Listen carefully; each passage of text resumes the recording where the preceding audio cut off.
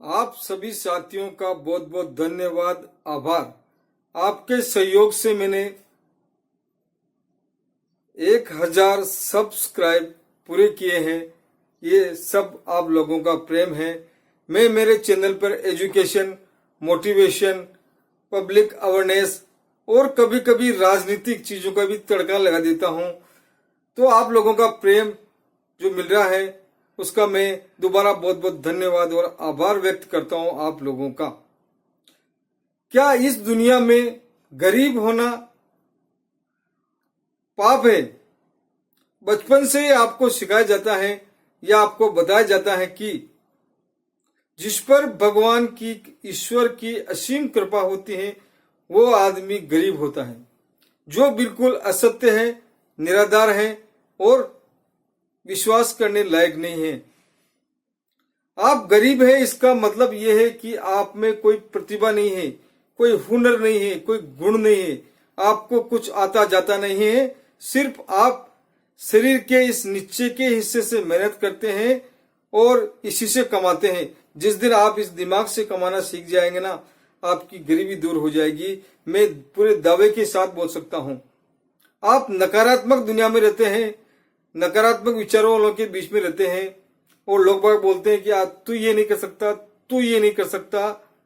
उनको बोलिए कि मैं ये कर सकता हूं, चाहे तू कर सकता है या नहीं कर सकता है। दो उदाहरण मैं आपके सामने दूंगा। पहला उदाहरण है भंवरे का।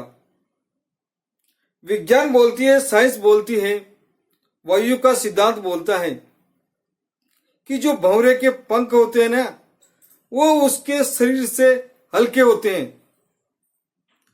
भंवरे के पंख उसके शरीर से हल्के होते हैं और उसका शरीर भारी होता है। वायु का सिद्धांत बोलता है कि भंवरा कभी जिंदगी में नहीं उड़ सकता है। मस्त उड़ता है भंवरा। उसने उस सिद्धांत को फेल कर रखा है, वायु के सिद्धांत को, क्योंकि उसके पंख बहुत हल्के हैं और उसका शरीर भारी है। मस्त उड़ता है भंवरा। कभी स्कूल थोड़ी गया, किसी ने उसको बताया थोड़ी है कि तू उड़ नहीं सकता है। आपको तो कोई काल में ही बोल दे थोड़ा सा कि तू ये काम नहीं कर सकता, मैं तो फंस गया हूं, तू मत फंसना, जिसमें आपकी हालत खराब हो जाएगी।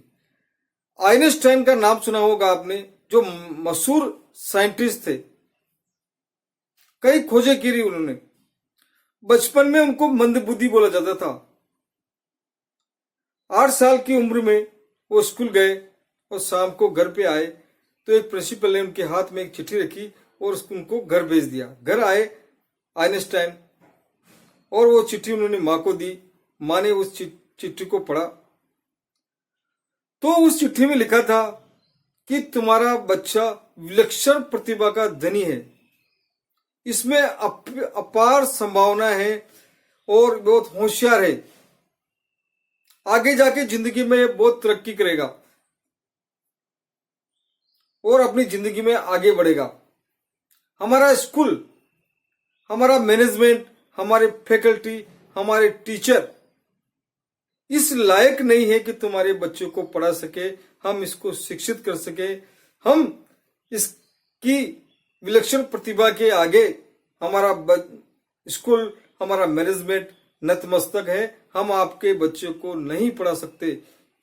माँ ने ये चिट्ठी में पढ़ा और पढ़कर अपने बच्चों को बोला कि बेटा, मैं तुझे आज से अपने घर पे ही पढ़ाऊंगी, क्योंकि स्कूल तुझे पढ़ा नहीं सकता, वो इस लायक नहीं है कि तुझे पढ़ाए, तो इतना होशियार है। बच्चा मोटिवेट हो गया अपनी माँ से और घर पे ही उसकी पढ़ाई शुरू कर दी और आगे जाकर वही मंद बुद्धि वाला बच्चा आइंस्टाइन मशहूर साइंटिस्ट बने। जब उनकी माँ का देहांत हो गया और वो अपना मकान शिफ्ट कर रहे थे, तो मकान शिफ्ट करते करते उनकी ड्रॉर में वो चिट्ठी नजर आई जो बचपन में प्रिंसिपल ने उनको दी थी और उन्होंने माँ को लाकर दी थी। फोल्डेड अवस्था में थी, धूल जमी हुई थी। उन्हें धूल को साफ किया और उसको पढ़ा। पढ़ते पढ़ते उनकी आंखों में आंसू आ गए और रोने लगे।